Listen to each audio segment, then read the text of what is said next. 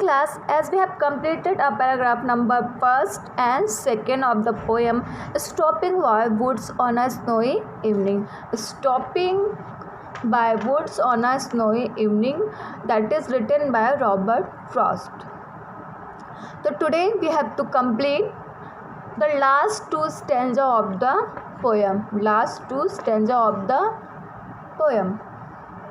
As in the first stanza, we have find that there is a poet and he going through a forest, and the forest was covered with snow and it looks very pretty, very attractive. So the poet have decided to stop for some time, to stay for some time to watch the beauty of the forest. Whose woods these are, I think I know. Means the poet know who is the owner of this forest, and the owner of the forest lives near a village, but he is unable to watch the beauty of snow, or watch if the poet stop near the forest to see the beauty of forest, to watch the beauty of forest, and the forest was filled up with snow. That's why it looks very beautiful. My little horse must think it queer. Means the horse was very surprised why the poet decided to stay here while there was not any farmhouse or not any shelter, only nothing to eat, only woods means forest and frozen lake. The darkest evening of the year, and this is the darkest evening of the whole year, or the winter season, means more cold and the darkest evening of the year. The evening was very cold, and this was the season of winter. He gives his harness well a shake.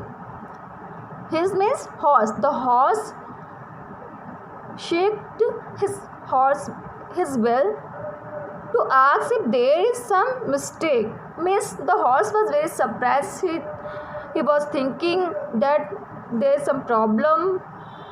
That is why the poet has decided to stop here, to stay here. The only other sound, the sweep of easy wind and downy flake. Except the sound of the horse bell, there was sound of only winds and downy flake. Downy flake means soft pieces of snow that is falling down from the sky. There were only the sound of winds and downy snow means small pieces of snow and sound of the bell of horse. The woods are lovely, dark and deep. The woods means the forests are very lovely, very attractive, and dark and deep. Dark means means evening time, and deep means very dense.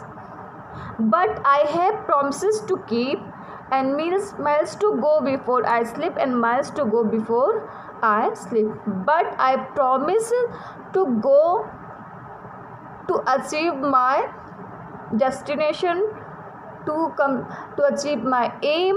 So I don't have to stay here. I have to go. I have to cover the distance from my destination to the forest before I go to sleep. Means before the night, the poet have to cover the distance of his destination or his aim, or whether he want to go.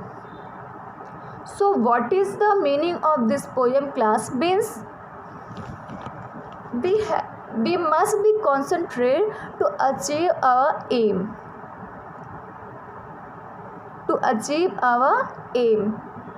So class, what is your aim? Your aim is to study well and get good marks.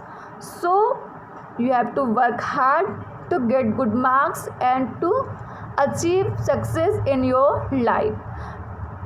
So you must have to learn the poem and write the word meaning if you have not completed, and draw the picture and learn it.